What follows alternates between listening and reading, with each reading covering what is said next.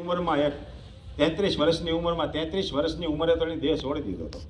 આપણા ભારત ભૂમિના 4 મઠ થાપ્યા અને આવું અપરોક્ષ અનુભૂતિનું આ ભારત દેશને જ્ઞાન આપી અને દેહ છોડી દીધો હતો.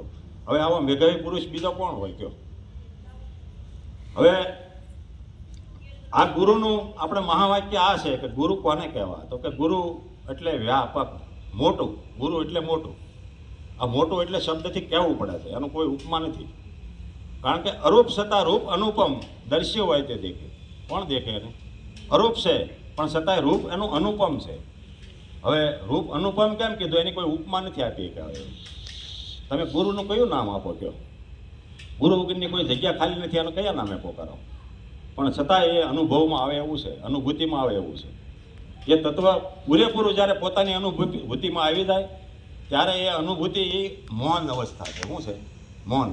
એના શબ્દ ત્યાં નથી. શબ્દાતીત કીધું, શબ્દાતીત, અક્ષરાતીત, જેને બ્રહ્મ, આત્મા, પરમાત્મા એવા નામથી સંબોધન કર્યું, સચ્ચિત આનંદ સ્વરૂપ કીધું. પણ એ ઉપમા બધી શબ્દથી આપી છે. તમારું કોઈ નામ રૂપ કે ગુણ નથી તો એને કઈ રીતે ઉપમા આપશો? એ ખાલી સચ્ચિતના આનંદ સ્વરૂપ કહી અને મૂકી દીધું. અને નિરાંત બાપુએ એને એવું કીધું, એવું નામ જેણે જાણ્યું એવું. હશે આપણે પાસે જવાબ? એવું એટલે કેવું? કોઈ પાસે જવાબ ખરો? એટલે એણે છૂટા પડી ગયા એવું કહ્યું. હવે એવું એટલે એને કોઈ એને એવું લક્ષણા ન આપી, એનું કોઈ એને પ્રમાણ ન આપ્યું. એવું નામ જેણે જાણ્યું એ 4 વેદ તો ભણી ગયો, પણ પાછું એણે ઉપર આગળ કીધું કે એનો ભેદ જેણે જાણ્યો એ ખરો તરત બન્યો. ખરો તરત. હવે ખરો એટલે જે સત્ય, જેમ છે તેમ, આદિ, અંત અને મધ્ય, આ 3 કાળ જેમાં ન હોય એને સત્ય કહેવાય. સત્યમાં સેન્સ થતું નથી. આ પૃથ્વી કદાચ ઊંધા સીધી થઈ જાય ને, આ ધરતીકપ એવો આવે એટલે પૃથ્વી જ્યાં છે ત્યાં ટેકરા થઈ જાય અને ડુંગરા હોય એને ખાડા થઈ જાય. આવું બધું કદાચ બની જાય, પણ સત્યમાં સેન્સ થતું નથી. એમાં કોઈ દી ફેરફાર થતો નથી. એને સત્ય કહેવાય. આવું વિશાળ હોવા છતાંય પાછું સૂક્ષ્મ એટલું જ છે. પાછું સૂક્ષ્મ એટલું જ છે કે એ આંખે દેખાતું નથી. અને પાછું એ હાવ સૂક્ષ્મ એટલે ગુરુ એટલે નાનું, એમ પાછું મોટું એટલું. મોટું જેટલું છે એટલું જ નાનું છે તત્વ. કારણ કે સમજમાં આવતું નથી એટલે એને નાનું કીધું. એટલે એક અસંગતા, અસંગતાનો અર્થ એટલે સૂક્ષ્મ, અસંગ એટલે તમે પોતે, અને એક વ્યાપક. એટલે આ અનુભવ 2 આપણા બોધના છે, વ્યાપક અને અસંગ. આ 2 અનુભવ જેને બોધના થઈ ગયા એને જગતગુરુ શંકરાચાર્ય પૂરેપૂરા સમજાય. અને આપણો બોધ છે એ આના મૂળમાં જગતગુરુ શંકરાચાર્ય છે. કોઈને કદાચ કાંઈ આમ તેમ વહેમ હોય તો કાઢી નાખજો કે જગતગુરુ શંકરાચાર્ય કીધું અને આપણા બોધમાં જુદું છે એવું કાંઈ છે નહીં. આપણે સમજમાં કાંઈ ફરક પડતો હોય તો. એટલે જે 4 વેદ જેણે કંઠસ્થ કર્યા હતા પણ છતાંય પ્રેક્ટિકલ સદગુરુ પાસે ગયા વગર એને આ અનુભૂતિ થઈ નહોતી. એના માટે આપણે સદગુરુની જરૂર છે. સદગુરુ વિના આનો પાર આવે એવું નથી. એટલે વ્યાપક જે પોતે જે છે વ્યાપકમાં, એટલે એને આપણે કબીર જેવા એમ કહે છે કે પાણી મેં મીની પ્યાસી મુજે દેખત આવે આંસી. કે કોઈ ફરે મથુરા ને કોઈ ફરે કાશી, કે પાણી મેં મીની પ્યાસી મુજે દેખત આવે આંસી. આંસી એટલે હસવું આવે છે. હવે બ્રહ્મમાં તમે છો, હું છું, આ જગત આખું બ્રહ્મમાં છે. હવે આ આખું જગત બ્રહ્મમાં હોવા છતાં એને પ્યાસી કેમ કીધી? એટલે માછલી. માછલી એટલે એક જીવ. આ જીવ અને બ્રહ્મ 2 નથી, પણ છતાંય ભાવ એવો પકડવાનો કે હું આ દેહ છું અને આ દેહ કરીને આ જગત છે. એટલે આ 2 ભાવ થયા. 2 ભાવ થયા ને એટલે એને જીવ કીધો. અને જીવ પાછો પરમાત્માને ગોતે છે. એમાં સંપૂર્ણ રહેવાથી આજુબાજુ ઉપર નીચે બધે પાણી સમથળ ભર્યું છે, પણ છતાંય માછલી એમ કે હું તરસી છું, મને ખબર નથી પાણીની. એમ જ આપણે થયું છે કે બ્રહ્મમાં ઉપર નીચે આગળ પાછળ બધે બ્રહ્મ વ્યાપી રહેલો છે, પણ છતાંય આપણને બ્રહ્મની ખબર પડતી નથી. એના માથે પ્રત્યક્ષ કરવું પડે છે કે કેવો છે અને કવડો છે, ક્યાં છે. આ બધું ગુરુ મહારાજ 3.5 કલાકના એક ખેલ કરે ને એમાં બધું ખબર પડી જાય. આ ખેલ આખો છે ગુરુ મહારાજનો. આ ખેલ એટલે આ ખૂબી છે આખી એની અંદર. કારણ કે એને જે વિદ્યા કીધી, આ જ્ઞાન જે વિદ્યા છે ને એ ગુરુના શરણે મળે છે, સદગુરુના શરણે. એટલે વિદ્યાથી અવિદ્યાનો કરવો નાશ, વિદ્યા અને અવિદ્યાને બેયને જો વાટમાં મૂકી દો તો ઉપજે બ્રહ્મ સંન્યાસ. કારણ કે આપણને વિદ્યા જો પકડાઈ જાય ને તોય બંધન છે. જે ગુરુની વિદ્યા છે ને એ તો પછી મુક્ત કરે છે ને આપણે બંધાઈ છીએ અને એમાં કાંઈક ક્રિયા ચાલુ કરીએ પાછી. જે ગુરુએ વિદ્યા આપી છે ને એમાં પાછું કંઈક કરીએ એટલે ઊભું જે કરીએ છીએ ને ત્યાં જ બંધન છે મોટા મોટું. સદગુરુએ તો મુક્ત કર્યા છે કે તું જ્યાં છો ત્યાં જગત ત્રણ કાળમાં નથી. આ દેહ ત્રણ કાળમાં નથી તો જગત ક્યાંથી હોય? અને ખરેખર બોધ કર્યો તે આપણે પોતાએ વિચાર કરવો ત્યાં જોયું ઉભા એટલે ખરેખર આ હતું રહેવા દીધું હતું અને હોય એને બોધ થાય ખરો. જેને રહ્યું હોય એને બોધ થાય, ઉતરે ન ઉતરે. કારણ કે થોડ સૂક્ષ્મને કારણ આ ત્રણ ગયું અને ઊભો તો ક્યાં? મહાકારણ. હવે મહાકારણ છે એ તો શબ્દનો જે દેહ છે. શાનો દેહ છે? શબ્દનો.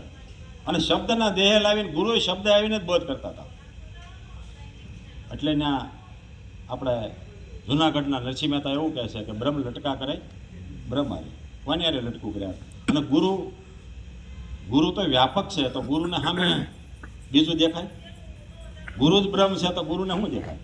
આપણે એક બાજુ સાખી ગાઈએ છે ગુરુ બ્રહ્મા, ગુરુ વિષ્ણુ, ગુરુ મહેશ, ગુરુ સાક્ષાત પરબ્રહ્મ તસ્મૈ શ્રી ગુરુવે નમઃ. તો ગુરુ જ વ્યાપક છે, ગુરુ જ બધું છે. તો ગુરુને જે સામે આવ્યો હોય બીજું શું દેખાય? દેખાય કાંઈ? એટલે લટકું કોને હારે કરે? બીજો છે? બીજો નથી, પણ છતાંય સામે એને ગુરુને ખબર પડે કે આ કાંઈક ભાવ લઈને આવ્યો છે. પ્રશ્ન ઉઠ્યો એટલે બીજો થયો. પ્રશ્ન ઉઠ્યો ને એ જ શિષ્ય છે. પ્રશ્ન લઈને આવ્યો છે એ જ શિષ્ય છે. શિષ્ય એટલે પ્રશ્ન અને જવાબ એટલે ગુરુ. જવાબ એનો ગુરુ અને પ્રશ્ન એટલે શિષ્યત્વ ભાવ. જ્યાં સુધી પૂર્ણ જવાબ ગુરુ પાસેથી મળી જાય એટલે શિષ્યત્વ મટી જાય, એ ગુરુત્વમાં પડી જાય. ગુરુત્વ એટલે વિહંગ માર્ગ. પછી એના માટે આકાશને પણ ઉપમા ટૂંકી પડે. આ તો કહેવાય ખરી. શાસ્ત્રોએ જેને આકાશની ઉપમા આપી છે, જેને માટીની ઉપમા આપી છે, સોનેની આપી છે, પણ બધા કરતાં શ્રેષ્ઠમાં શ્રેષ્ઠ ઉપમા જો હોય તો આકાશને આપી છે વધારે. કારણ કે રેન સમાણી ભાણમેન, ભાણ સમાણા આકાશ. આકાશ જો સમાણા હોય તો એક વસનમાન, અને એ વસન છે કોઈ વિરલાની પાસે. કોક વિરલા અહીંયા ગયા છે, કોક આ વસનને મળી ગયા છે અને પામી ગયા છે. એની પછી એનું કોઈ વખાણ થઈ શકે એવું નથી, પણ એ શબ્દથી દર્શાયો. ક્યાંથી દર્શાય? શબ્દથી. કારણ કે નેણ અને વેણથી જ સંત પરખાય, બીજી કોઈ તમે એની પાસે પારખ વાતી નથી. એટલે નિર્મળ નેણો અમૃત વેણો આપી સંત સુજાણ. નિર્ગુણ શિરગુણ એ સૌ સમજે, સત્ય શબ્દ કેરી શાન. કે ગુરુજી મળ્યાને થયું જ્ઞાન. આ તનમાંહી ગુરુજી મળ્યાને થયું જ્ઞાન. કારણ કે નિર્મળ નેણો અને અમૃત વેણો. અમૃત એટલે જેનામાં મળ વિક્ષેપ અને આવરણ રહિત જે શબ્દ નીકળે એને નિર્મળ કહેવામાં આવે. હવે આવરણ એટલે મળ વિક્ષેપ અને આવરણ એ આ દેહના ભાવે કરીને છે. શેનથી છે? આ દેહના ભાવે કરી મળ વિક્ષેપને આવરણ કહેવું પડ્યું છે. બાકી ગુરુના ઘરનો શબ્દ છે ને એની અંદર કોઈ રોગ હોતો નથી, એ તો નિરોગી છે. એને અમૃત સમાન કીધો છે. અમૃત એટલે જે જન્મ અને મરણના પાસમાંથી છોડાવી દે છે. પણ એ પીવાની જો રીત ફાવે, પીવાની એટલે તો આપણા ધીરજ બાપુએ કીધું ને, અમૃત મળ્યું પણ અમર થયો નહીં, પીવાની જુગતી નો જાણી રે ઓજી. કાં તો ઘટમાં એ ગયું નહીં ને કાં તો ઘટમાં રે હા એ ગયું નહીં ને પીવામાં આવ્યું પાણી મારા સંતો ભાઈ જૂના ધર્મ લ્યો જાણી રે ઓજી. હવે આણે કીધું કે અમૃત મળ્યું પણ અમર થયો નહીં, પીવાની ઝુકતી ન જાણે. હવે ઝુકતી એક રીત છે આપણે પીવાની. કારણ કે ગંગા હિમાલયમાંથી નીકળી છે, પણ એને પાણી પીવું હોય તો ઘાટે પીવું પડે ને. આપણે આડેધડ પડીએ તો તણાઈ ક્યાંય વયા જાય ને, ખબર ન રહે ક્યાં વયા જાય. એટલે એ ઘાટ છે, સદગુરુ એક ઘાટ છે પીવાનો ઘાટ છે. અને એ ઘાટે જે પ્રગટ આ ગંગા જે વહે છે એ ઘાટે નિર્મળય થવાય છે, પવિત્રય થવાય છે અને પાછું અમૃતય પીવાય છે. એટલે આ જે વસ્તુ છે એ વસ્તુ જીરવવી, સંભળાઈ જાય, કદાચ સાંભળી લઈ, યાદે રાખી લઈ, પણ વાતે કરી શકીએ, પણ એ પસાવવી ને એ બહુ અઘરી છે. કારણ કે જ્ઞાન જે સદગુરુનું છે ને એ પસાવવું જ અઘરું છે. કારણ કે પાત્ર વગર આ રસ ઠરતો નથી. એટલે પાત્રની જે કમી છે ને એ પોતાએ જ પૂરી કરવી છે. સત્તા પોતાની છે, ગુરુની સત્તા ન્યા નથી. કારણ કે પાત્ર એટલે જેને આપણને ગુરુએ પાત્ર તો આ બધાને બનાવ્યા છે, એ બધાને ખબર છે. આમાં જેની ગુરુને બાળક છે ને બધાને ખબર છે પાત્ર એટલે હું, પાત્ર કોને કહેવાય. તો ખરેખર પાત્ર આમાં કોને થવાની જરૂર હતી? આ દેહને જરૂર હતી? દેહ તો શુદ્ધ જ છે, એ એનું કાર્ય કરી જ રહ્યો છે અને એ નિજમાં જ છે બધું. આંખ આંખનું કામ કરે છે, આંખને પાત્ર થવાનું છે. આંખ જોવે છે એનો ધર્મમાં નથી, નિજ ધર્મમાં જ નથી. કાન છે એ એના પોતાના નિજ ધર્મમાં જ છે, અને સાંભળવાનું જ કામ કરે છે, એ બીજાનું કામ કરતો નથી. પગ છે એ હાલવાનું જ કામ કરે છે, એ એના નિજ ધર્મમાં જ છે, એને પાત્ર થવાનું હતું. હાથ છે એનું કાર્ય કરી રહ્યો છે, કિડની છે એનું કામ કરી રહી છે. એક એક નાડીને તપાસ કરો તો એ બધું બધા પોતાનું જ કાર્ય કરે છે, કોઈનું કાર્ય કોઈ કરતું નથી. પણ આમાંથી પાત્ર આ જે મન છે ને, મન એ સદગુરુને શરણે ગયું હતું. કોણ ગયું હતું? મન. અને નિરાજ બાપુનું વાણી હમણાં રમેશભાઈ અમારે બોલ્યા હતા કે મન કી યાદ લખાવે સોય સંતો, મન કી યાદ લખાવે. હવે મન જે છે ને એ